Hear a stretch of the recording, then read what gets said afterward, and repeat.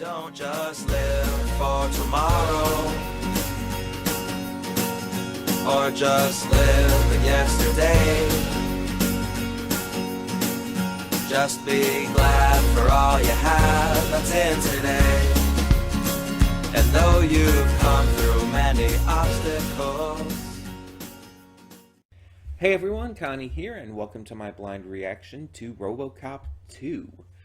So, yeah, the first of these movies was a fun ride. It was clearly meant to be a satire on just the hyper-violent movies and, you know, the ones that, like, just really go ham on that kind of shit.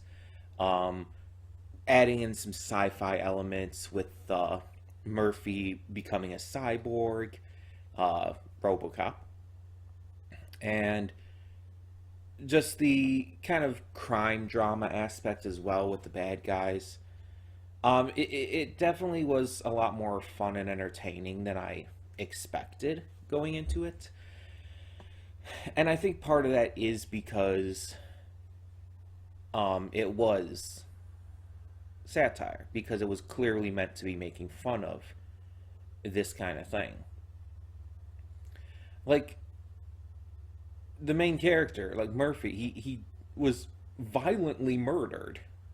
Very violently.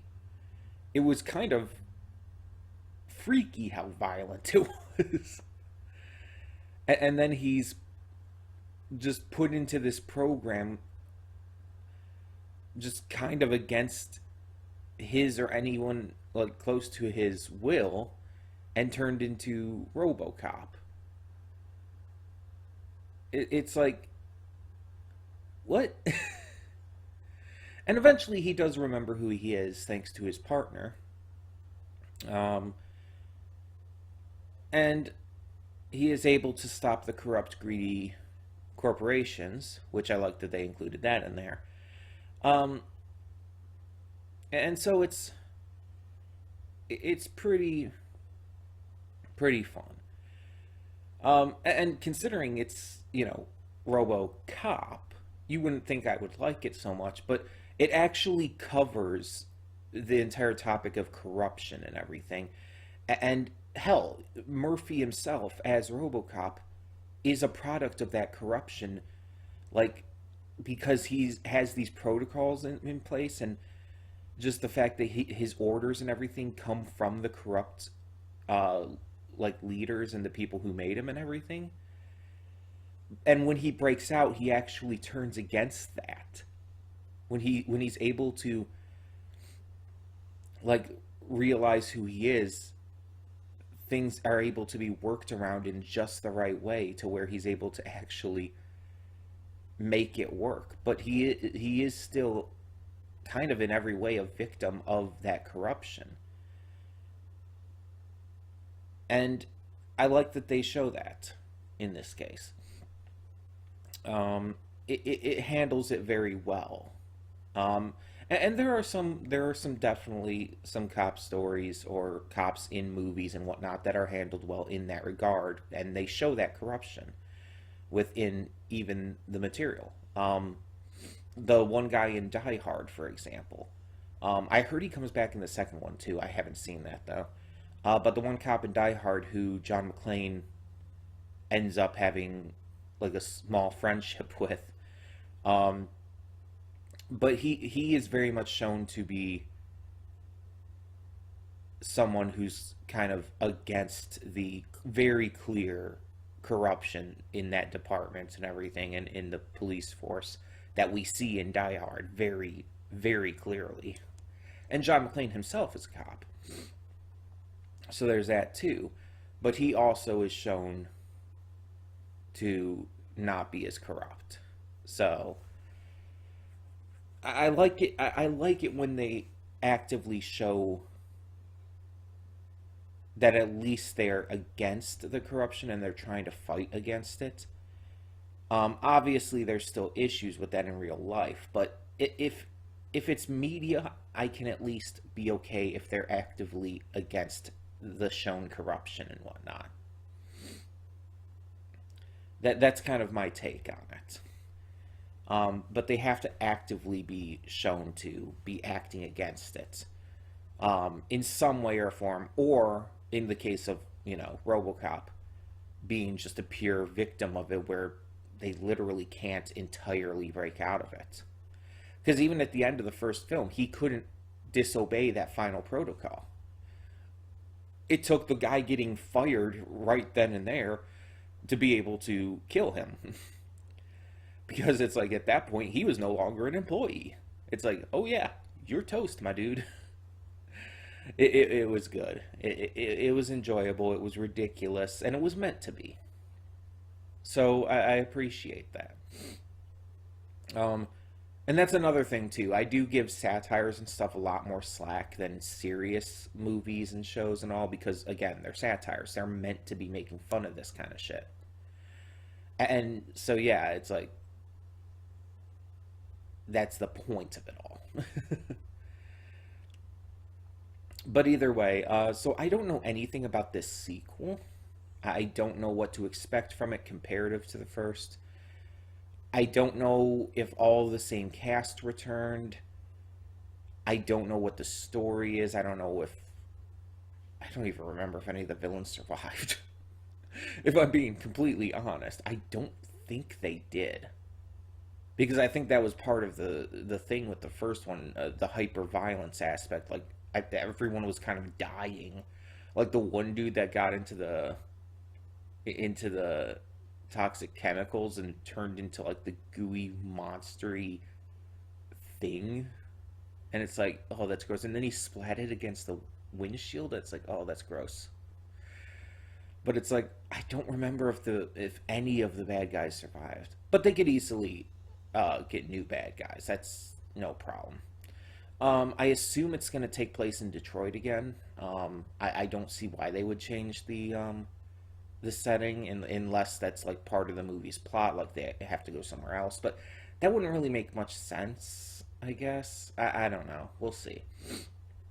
And I'm wondering if we're going to have any more of the types of like robots and whatnot to deal with. Because even though it seems like everything with that has been taken care of, you never know. Plus, Murphy knows who he is now. How is that going to affect things? Again, there's just a lot of questions here on how this is going to go after the events of the first film. So we'll just have to kind of see. But I'm pretty interested in this. I'm pretty interested to see where this goes. So we're just going to get started and hope for the best. When the screen fades to black, pause this redirect and go to the description below. Follow the link to the reaction, and after you watch it, come back here to the redirect and resume play. Because after it fades to black and then it fades back in, everything from that point forward will be my afterthoughts and will contain spoilers to the episode. Or to the movie, sorry.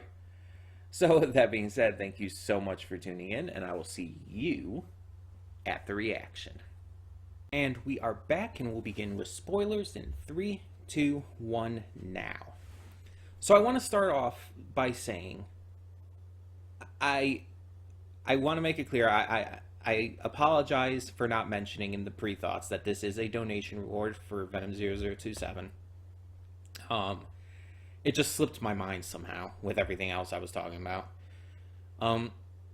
So yeah, just as a reminder. But I'm going to start talking about this with the two things that were left unsatisfying in the end. One, the bad guy didn't get his comeuppance. One of the bad guys. The old rich white man, the head of CPO. He got away with it. They're basically planning to throw this woman, the one who basically created RoboCop 2, under the bus, and are just going to get away with it. Because yeah, that kind of thing happens in real life. The big CEOs and everything get away with horrible shit. These horrible people get away with doing horrible shit, saying horrible shit and everything, just because of either their positions, their following, they can pay to make it go away. It's fucked up. But it is realistic in that sense. And it sucks because it's like he's the one you really wanted to see get his comeuppance. Kane, like, yeah, dude was a creepy cult leader shitbag, but out of all of the villains in this, he was definitely, well, the most believable for the current day and age. And the one you definitely want, at least I wanted to see get his comeuppance the most. And he's the one who gets away. And it's just like, all right. The second thing that was left unsatisfying is we still didn't get any closure to Murphy and his family. They even teased us with that in this movie.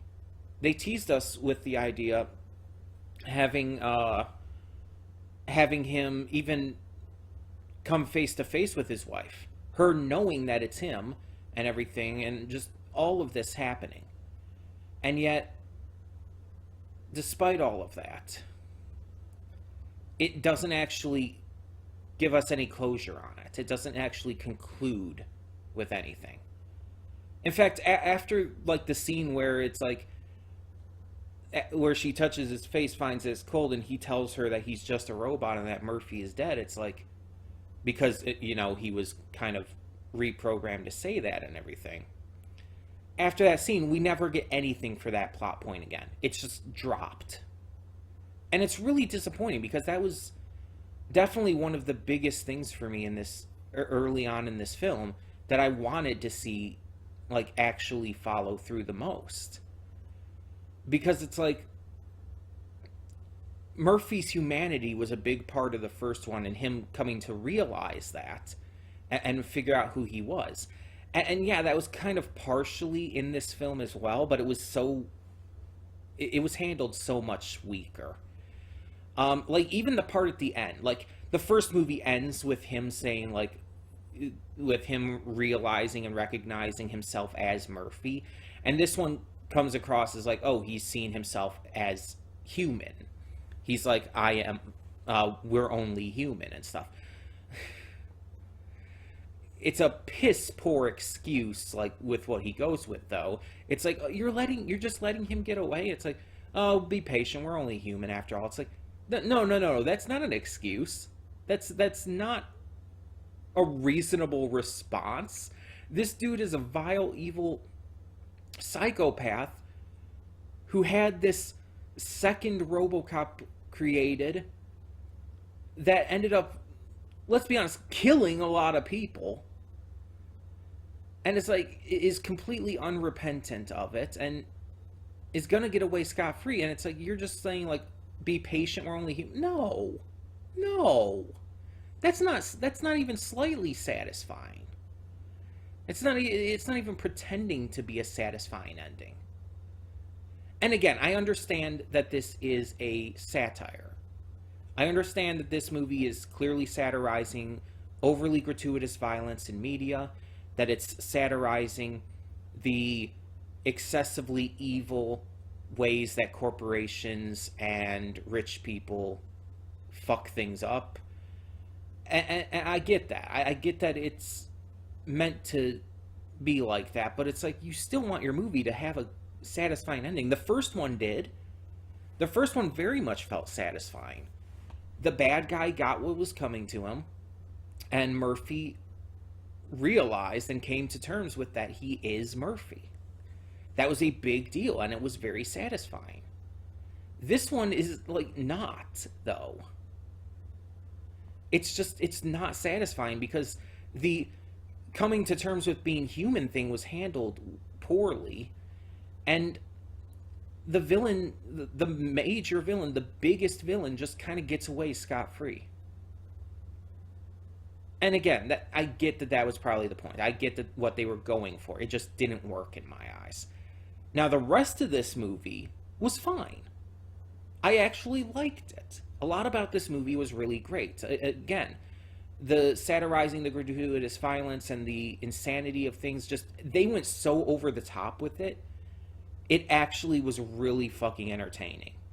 Like, just so over the top, so cartoonish.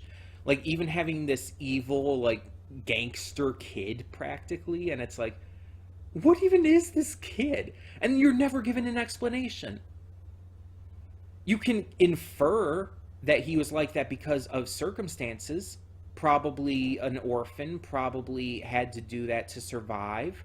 But there's no actual explanation. You never get anything for why this kid is like this. You just have inferences. And that's not actually enough to go on at all. And then it's like, you don't really get too much of an explanation for this cult. It's just they're a cult that's centered around these drugs, and it's like, all right, they're just kind of there.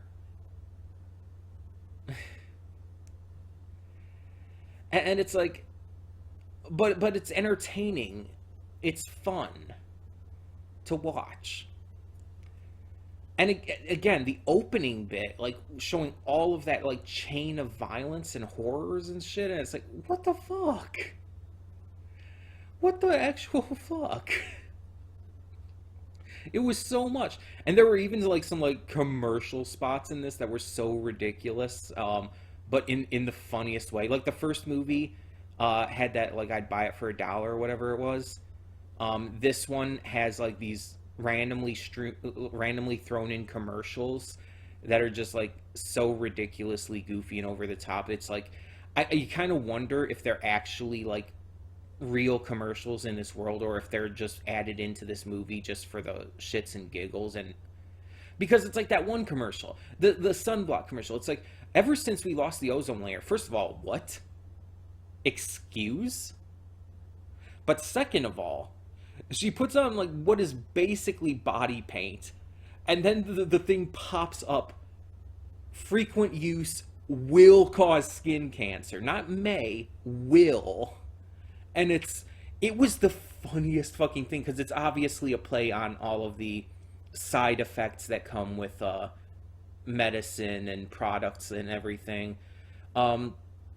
It was so fucking funny just because of how blatant and unabashed it was. Like, yeah, we're gonna advertise this product, but blatantly tell you that if you use this frequently to any degree, you're gonna get skin cancer. It's not even a may happen. It's a will happen. It is guaranteed. And it's like, that is so fucking ridiculous and cartoonish that it's hilarious. Like, that was genuinely really fucking funny. And again, there was a lot of very gratuitous, again, the very gratuitous violence, but it was, again, very graphic and very hardcore. Like, they didn't really hold back, like, and even stuff that was like a little more toned down, like just people being shot, like background people being shot and just like falling down and everything, like where it wasn't like super graphic.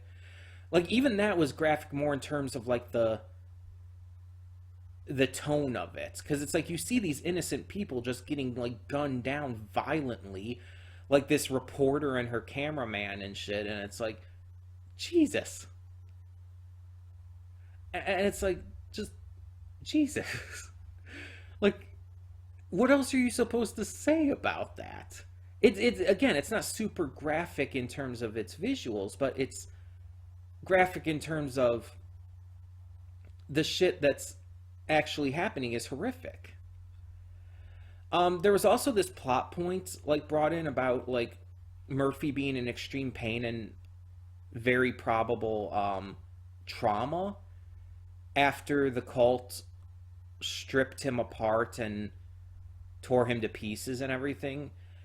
And it's like it just kind of like got over it. It was another plot thread that wasn't really followed through completely. Like they didn't really do much with it. All that really happened is he was taken by OCP and reprogrammed and turned into like some kind of spokesperson practically, who wasn't using violence at all. And it's like it's interesting because when he did eventually break out of that using the electricity, he ended up breaking out of all of his directives. Like even his original three just weren't there anymore. He had literally nothing holding him back, which is like that was a cool moment. That was a satisfying moment. But at the same time, it's like again, it didn't really go much of anywhere. It's like they brought in all these cool ideas and plot threads, but they never really followed through on enough of them. Um, and it's just a little disappointing, maybe. Like there's so many ideas that are great in this, and it's just like if they would have, I feel like toned it down a little bit. Like they needed to like cut down on the ideas. They tried to do too much. I feel, and it just ended up becoming a little bit cluttered because of it. Um, it was still super entertaining to watch, still very fun to watch, and just enjoyably over the top. Um, but it definitely pales in comparison to the first film because again, they're just trying to do too much. There's a lot of great commentary in here about how things are done, about how corporations and capitalism fucks everything up, and all kinds of stuff like that. And it's it's great, but again, it's just like there's just so much. It's kind of like only one small cog in this film. And when there's so many other bigger plot threads that just don't follow through, it even makes the big victories and the actual satisfying moments not really come across as that special. You know what I mean? They're not really as good because there's so much in this movie that is just so poorly handled. Um, but I'm glad Anne was back, and she did a good amount of stuff that really helped out at multiple points. She wasn't as active in this film as the first one, but she was still there and she still contributed really well. So I don't mind that too much.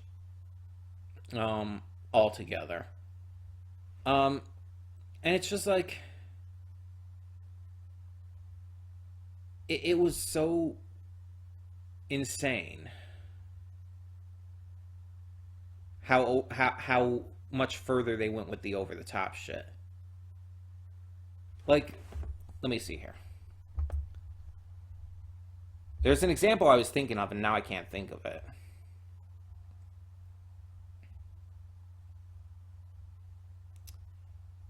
Um, bu- bu- bu- bu-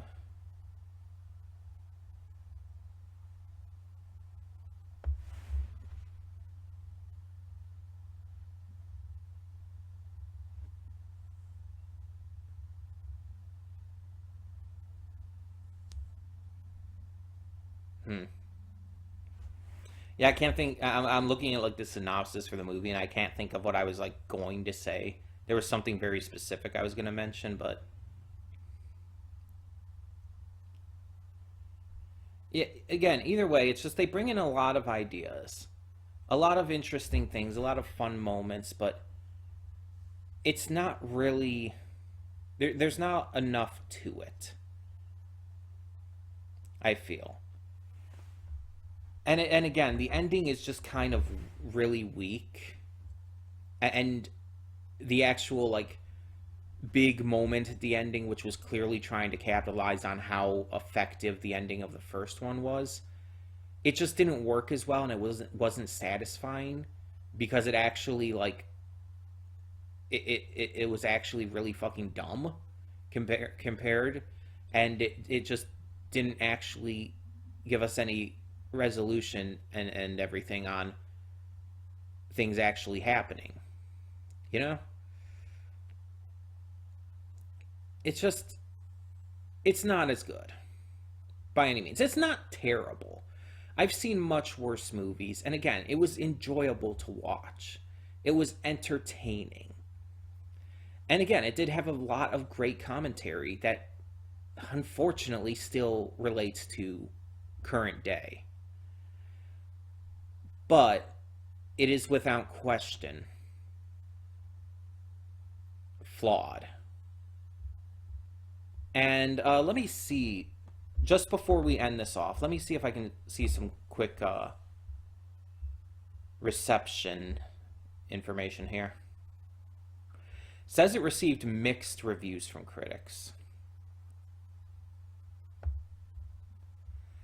And apparently Roger Ebert hated the kid, Hob, apparently was his name. It was probably mentioned, I just missed it. But apparently the kid was like, apparently Roger Ebert condemned the use of a killer child as beneath contempt. So it's like, geez. Apparently, according to this, while the special effects and action sequences are widely praised, which, yeah, they were great, especially for the time, a common complaint was that the film did not focus enough on RoboCop and his partner Lewis, and that the film's human story of the man trapped inside the machine was ultimately lost within a sea of violence. Yeah, I can agree with that, because the violence itself, the action stuff was great. It was very entertaining, but considering what the ending line is and everything, like, we're only human, it's like the human element is actually, again, as I kind of said, really downplayed. It's just not satisfyingly written in this. It just doesn't work. And it's just...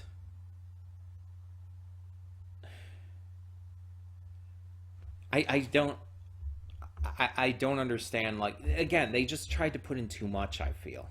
Tried to do way too much. According to this, as well, continuing on, the film reset RoboCop's character by turning him into the monotone-voiced peacekeeper seen early in the first film, despite his reclaiming his human identity and personality by the end of that film. Many were also critical of the child villain Hob. Yeah. Here's something that I touched on. That the film asks us to swallow a moment late in the story that features Robo taking pity on an injured Hob is heavy-handed and ridiculous. We should probably be thankful the screenwriters didn't have RoboCop saying something like, "Look at what these vile drugs have done to this innocent boy." Yeah, because it's completely ridiculous, because you feel no pity for him. The movie does nothing to actually, quote-unquote, humanize Hob as a character. He's just a psychotic, evil, foul-mouthed kid. That's all he is. And it's like, again, while you can infer some stuff, inference doesn't actually mean anything here. So yeah, it's like the fact that it's trying to have us take pity on him, it doesn't work. Just because he's a kid doesn't, like, work out as an excuse either. Someone named Janet Maslin of the New York Times said, "Unlike RoboCop, a clever and original science fiction film with a genuinely tragic vision of its central character, RoboCop 2 doesn't bother to do anything new. It freely borrows the situation, characters, and moral questions posed by the first film. The difference between RoboCop and its sequel is a difference between an idea and an afterthought. The aimlessness of RoboCop 2 runs so deep that after exploiting the inherent shock value of such an innocent-looking killer," referring to Hob, "the film tries to capitalize on his youth by also giving him a tearful deathbed scene. This ultra-violent, nihilistic sequel has enough technical dazzle to impress hardware fans." Says hardware on here. I think it would probably mean hardcore. But obviously no one in the Orion front office told filmmakers that less is more. And so it's like, yeah, a lot of these critics seem to be saying kind of the same thing. It's just they tried to do too much. They really tried to capitalize too much on the success of the first film by not really putting forth a lot of effort and humanity into this. They just focused on the violence and the horrific situation of everything in Detroit in terms of this film and everything. But yeah, it's just like, again, it has some positives, but it's not And it's not like absolutely terrible, but it's nowhere near as good as the first. The last thing I'll mention here, this last thing here, is apparently what Rotten Tomatoes says. Now, I don't really listen to Rotten Tomatoes much because it's either oftentimes based on very little actual reviews, like when you think about it, or it's just it's a really dumbed down consensus that's based off of like only like professional critics who are like who go into every movie trying to find everything wrong with it they can. So I don't tend to like look at Rotten Tomatoes as a valid source of criticism, or in general just movie rankings and ratings. But apparently on Rotten Tomatoes you got a 30%, which I think is too low. I do think it is too low, with an average rating of 4.70 out of 10. The site's consensus reads a less satisfying rehash that generally lives down to the negative stereotype of sequels. RoboCop 2 tries to deliver more of everything and ends up with less. The thing is, a lot of that I do agree with, but they do tend to be a little harsher on it than I would be, because, again, it's still entertaining. It's still fun to watch. It has issues, yes, and it's definitely not as good as the first. It's definitely trying to do too much and rehashing certain things it really shouldn't be. But nonetheless, it's like, it's still entertaining. It's still good, just to a much, much lesser degree. um, and yeah, it seems like it seemed like a lot of this, a lot of the audiences pretty much gave it that kind of score, it seems. Um, but yeah, overall, it's like it was rife with issues. It tried to do too much. It was weak and dropped plot threads like nothing. Um, but in the end, I still enjoyed it. And hell, maybe at some point we'll end up reacting to RoboCop 3. I think there's a third one. But we'll see. Either way, thank you to Venom0027 for donating for this. And if you, Venom, or anyone else wishes to donate in the future, please feel free. All donations are accepted no matter what their size. You get a donation reward no matter what, either way. You can have me react to any movie, series, etc. that I have not yet seen. You can check with me in the comments or whatever to see if I've seen it. You can also check on Discord. On the Discord server, which is linked in the description below, I do have a list of ideas, of examples you could choose from, or just things to get your mind flowing in case it helps you think of something else you would like to see me react to. But pretty much anything, as long as I haven't seen it, is fair game. There may be a couple small exceptions in there, but as long as I haven't seen it, almost anything's fair game. So yeah, feel free to suggest. Movies are usually the easiest to get to because I try to do them once a week. Sometimes I end up not being able to, but I try to do one movie a week if I can. So yeah, either way, again, it's completely optional.